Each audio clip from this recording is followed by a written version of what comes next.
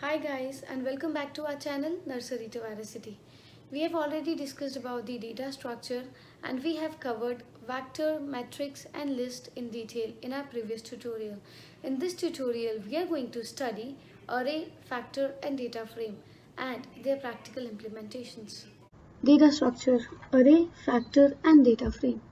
What is array? Array is the data object that stores data of single data type in more than two dimensions. In vector, we have studied that vector can store data of single data type. So single data type is you can store either all the elements of the character data type or all the elements of the Boolean data type or all the elements of the numeric data type or so on. Any element you can use, but the complete array should contain all the elements of the single data type and more than two dimensions. So we have more than two dimensions. It can be n number of dimensions, right? So you have x coordinate that will tell you number of rows, the y coordinate that will tell you number of columns, and the z coordinate that will tell you the number of times you want to create this x comma y, right? So this x comma y, you can resemble it to the matrix. So it is a matrix, and the number of times you want to replicate this matrix will be given by this z coordinate, right? Second statement states a vector can be used by R in an array only if it has dimension vector as one of its attribute. So this dim vector will be containing three values x, y and z, right? So this will tell variable that which type of array we want to create. Number 3, it takes a vector as input and uses the dimension parameter to create the array.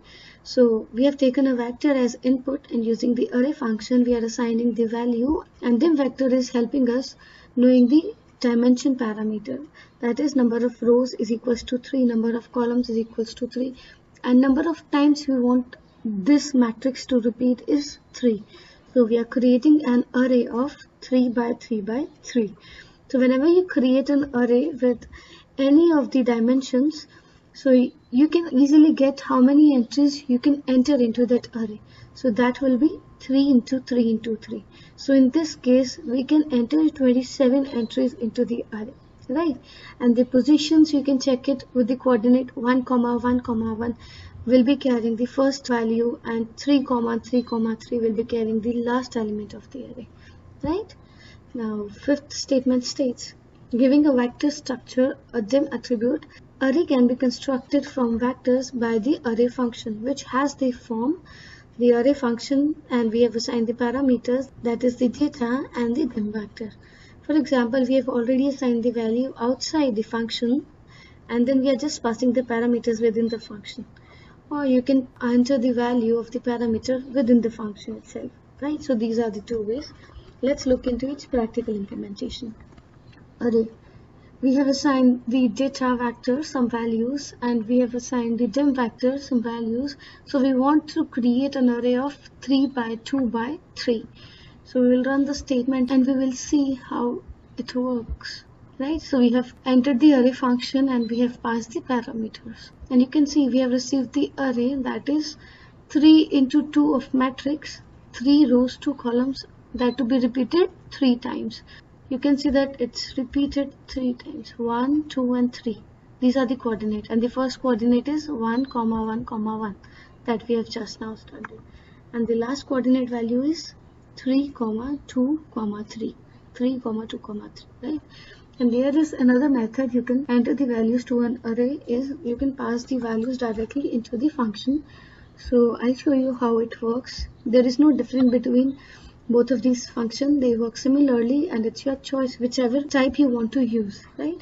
So we are running the statement and you can see that we have received an array of 3, 3, 3, that is 3 by 3 by 3, and this is number of rows 3, number of columns 3, and number of times you want it to repeat is 3 times, right? And coming to the factors, what is factor? Factor is the data object that works on categorical data. Categorical data is the data that has fixed number of possible outcomes, right? So we have taken an example wherein we have entered few values into the data, that is the vector, and we are converting this vector into the factor using the factor function, and we are assigning the values to the direction. you can store both string and integer values to the factor. For example, we can use dice. We know that the possible number of outcomes are 6 only. So every time you throw a dice, you can get 1, 2, 5, 4, 6, 2, 3, 4, 1 and n numbers, right? And if you use the categorical data as gender, so you have the possible outcome as male or female. So every time you can get either a male or a female, right? The data that factor takes stores it as levels. So whenever you convert any vector into the factor and you will run that factor, you will be getting levels below that factor every time you'll run the factor, right? And in any case, you wanted to know the levels of the factor explicitly. So we have levels function wherein you can pass the factor name and you will get the levels of the factor, right? I have taken directions over here as my factor. So let's see into the RStudio how it works. Factors. We have taken a vector that is data 1 and we have assigned some values. This is the categorical data we have assigned, and using the factor function we are converting this vector into the factor and we are assigning the factor value into the direction, right? Now we are running the statement and you can see that we are already getting the levels as east, north, south and west. So we have converted this vector into the factor. So this is now factor and the levels of the factor are east, north, south and west, right? So guys, this is very easy. And if you want to explicitly know the levels of the factor, so you need to enter the name of the factor using the levels function.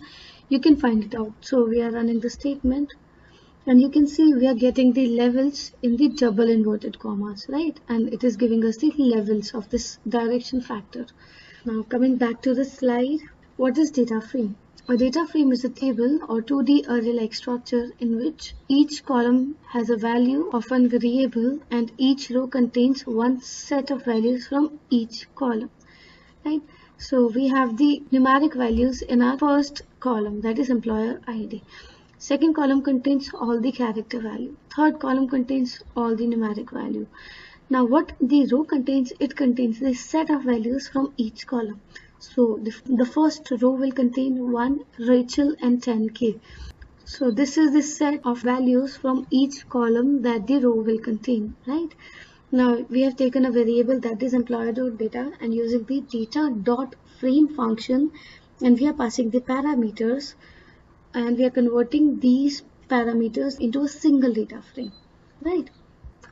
Usually our columns are named. You can see in the previous slide we have employer ID, employer name, salary. These columns are already named, but we do not have any names for our rows. So we can name our rows using the row.name functions. So let's see into the RStudio. Data frame.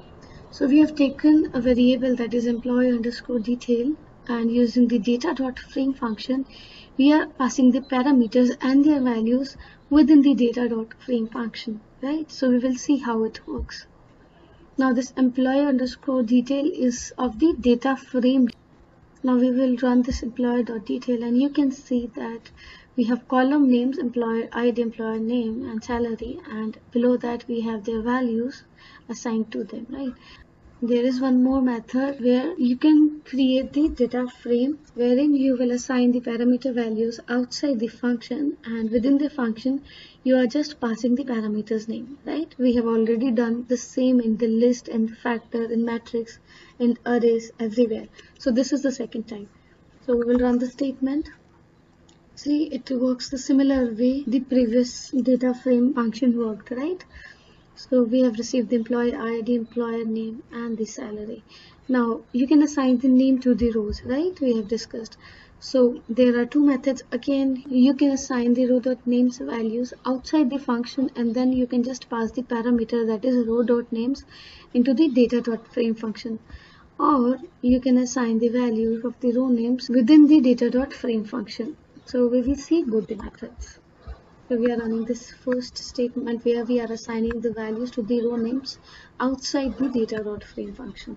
And you can see we have received row.names as ABCDE that we have assigned here, right? And we have just passed the parameter over here.